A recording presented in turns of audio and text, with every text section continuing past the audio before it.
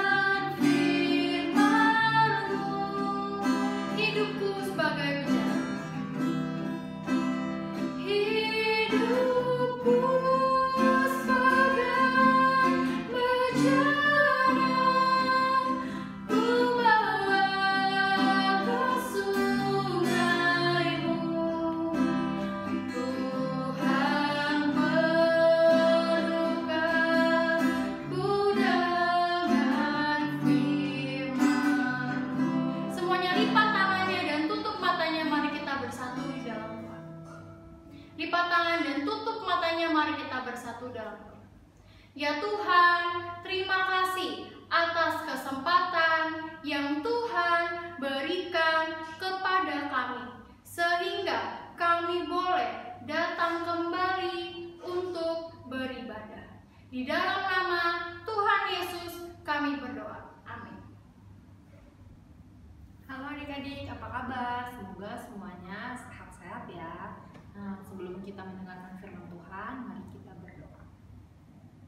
Ya Tuhan, terima kasih untuk berkat dan keselamatan yang Tuhan telah berikan kepada kami. Tuhan juga kami mengucap syukur untuk kesehatan dan juga kesempatan yang Tuhan berikan kepada kami, sehingga kami masih dapat beraktivitas, kami masih dapat mendengarkan firman. Ya Tuhan, ajar kami dalam mendengarkan firman-Mu, kami boleh bersungguh-sungguh sehingga kami boleh meneladani apa yang harusnya diteladani. Hanya di dalam nama Tuhan Yesus kami berdoa. Amin. Nah adik-adik, hari ini pembacaan firman kita diambil dari Kisah Para Rasul 18 ayat 24 sampai 23. Kisah Para Rasul 18 ayat 24 sampai dengan 28. Kisah Para Rasul 18 ayat 24 sampai 28. Mari kita baca bersama-sama. Apolos di Efesus. Sementara itu datanglah ke Efesus seorang Yahudi bernama Apolos yang berasal dari Alexandria. Ia seorang yang fasih berbicara dan sangat mahir dalam soal-soal kitab suci. Ia telah menerima pengajaran dalam jalan Tuhan. Dengan bersemangat ia berbicara dan dengan teliti ia mengajar tentang Yesus. Tetapi ia hanya mengetahui baptisan Yohanes. Ia mulai mengajar dengan berani di rumah ibadat. Tetapi setelah Priscilla dan Aquila mendengarnya, mereka membawa dia ke rumah mereka dan dengan teliti menjelaskan kepadanya jalan Allah. Karena Apolos ingin menyeberang ke Akhaya, saudara-saudara di Efesus mengirim surat kepada murid-murid di situ supaya mereka menyambutnya. Setibanya di Akhaya, maka ia oleh kasih karunia Allah menjadi seorang yang sangat berguna bagi orang-orang yang percaya. Sebab dengan tak jemu-jemunya ia membantah orang-orang Yahudi di muka umum dan membuktikan dari kitab suci bahwa Yesus adalah Mesias. Nah, hari ini tadi kita udah baca cerita dari Apolos di Efesus. Nah, siapa sih Apolos? Nanti kita mau bahas. Nah, tadi di Alkitab ini dijelaskan kalau di Alexandria ada seorang penginjil yang luar biasa. Namanya siapa tadi? Namanya Apolos. Siapa? Apolos. Nah, Apolos ini adalah seorang yang luar biasa. Sebelum masuk Apolos, Cici mau menjelaskan tentang Alexandria sedikit. Nah, Alexandria ini adalah nama kota besar di Mesir. Dan pada waktu itu Alexandria ini adalah kota terbesar kedua di dunia setelah Roma. Waktu itu Roma sama Alexandria, kota yang sama-sama besarnya itu, sudah ada gereja-gereja Tuhan yang berkembang. Jadi sudah banyak ajaran tentang Kristus. Tapi di dalam kitab Rasul tidak dijelaskan bagaimana caranya pengajaran tentang Kristus bisa sampai menyebar di 2 kota besar itu. Dari sini kita bisa lihat pertolongan Roh Kudus ya. Roh Kudus bisa memakai siapapun. Roh Kudus bisa melalui apapun untuk menyebarkan Injil, sehingga di 2 kota yang begitu besar bisa terdengar firman Tuhan ya. Banyak ajaran tentang Mesias. Sudah banyak gereja-gereja berkembang. Nah, balik lagi ke Apolos. Tadi Apolos itu siapa sih? Apolos ini digambarkan kalau dia adalah orang yang pintar ya. Dia orang yang teliti, dia orang yang memahami kitab suci, dan dia adalah orang yang berbicara dengan fasih atau pintar dalam berbicara ya. Dia ini orangnya hebat. Nah, pada suatu kali si Apolos ini waktu dia sampai di Efesus, dia berkhotbah ya. Apolos berkhotbah di mana? Di sinagog orang Yahudi. Nah, sinagog itu apa sih? Sinagog itu adalah tempat berkumpulnya orang-orang, bisa untuk diskusi, bisa untuk berdebat, atau melakukan suatu tujuan yang sama atau suatu tujuan tertentu. Nah, waktu si Apolos ini lagi berkhotbah, di situ ada Aquila dan Priscilla. Siapa sih Aquila dan Priscilla? Ya, kalau kalian menonton video khotbah minggu kemarin, pasti kalian tahu ini adalah sepasang suami istri. Mereka juga melayani Tuhan, mereka rajin, mereka giat, dan juga mereka memahami Alkitab. Nah, waktu si Apolos ini lagi berkhotbah di sinagog, di situ ada Priscilla dan Aquila lagi dengerin dengan serius.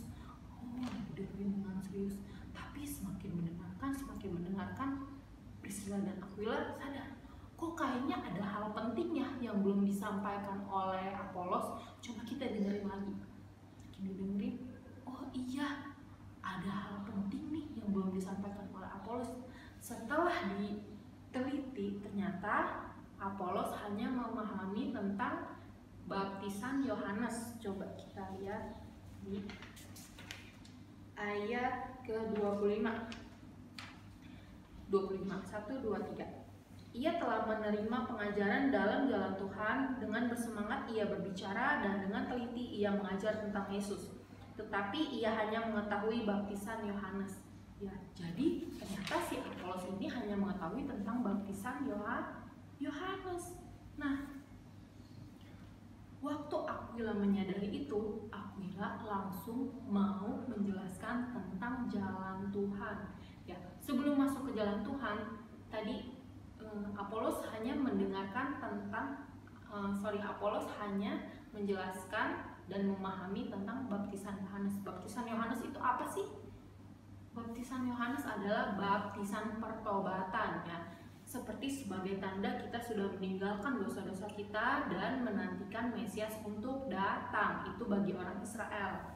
Nah, setelah itu Priscilla dan Aquila mau menjelaskan tentang jalan Tuhan kepada Apolos. Akhirnya Priscilla jelasin ya tentang jalan Tuhan. Jalan Tuhan itu apa sih? Jalan Tuhan itu adalah kalau Mesias itu datang ke dalam dunia bukan cuma untuk orang Kristen, bukan cuma untuk orang Israel, tetapi Mesias datang ke dalam dunia itu untuk seluruh bangsa-bangsa yang bukan pilihan Allah. Mesias juga datang untuk mereka, sehingga banyak kesempatan untuk semua orang bisa diselamatkan asal mereka percaya kepada Yesus. Jadi Mesias datang bukan hanya untuk orang Israel, tetapi juga untuk bangsa-bangsa lain. Karena waktu kita melihat kitab suci, kita juga sering menemukan kalau orang-orang Yahudi ini waktu dengerin Injil, mereka menolak, mereka nggak mau terima, mereka menolak, tutup kuping, mereka nggak mau terima. Ya, tapi nggak sedikit juga orang yang bukan orang Israel atau bangsa-bangsa lain, mereka mau bersedia menerima Injil dan mereka malah percaya kepada Mesias. Nah, bahkan nanti Tuhan sudah memperingatkan kalau bangsa Israel yang bebal, orang-orang Israel yang keras hati, tegar tengkuk, yang tidak mau mendengarkan Injil, akan digantikan oleh bangsa-bangsa lain yang mau menerima Injil. Nah, Apolos diajak untuk memberitakan firman Tuhan baik kepada orang Yahudi maupun kepada orang non-Yahudi. Nah, waktu Apolos mendengarkan penjelasan dari Priscilla dan Aquila, Apolos mengerti. Nah, nih, Cici akan menunjukkan gambarnya ya.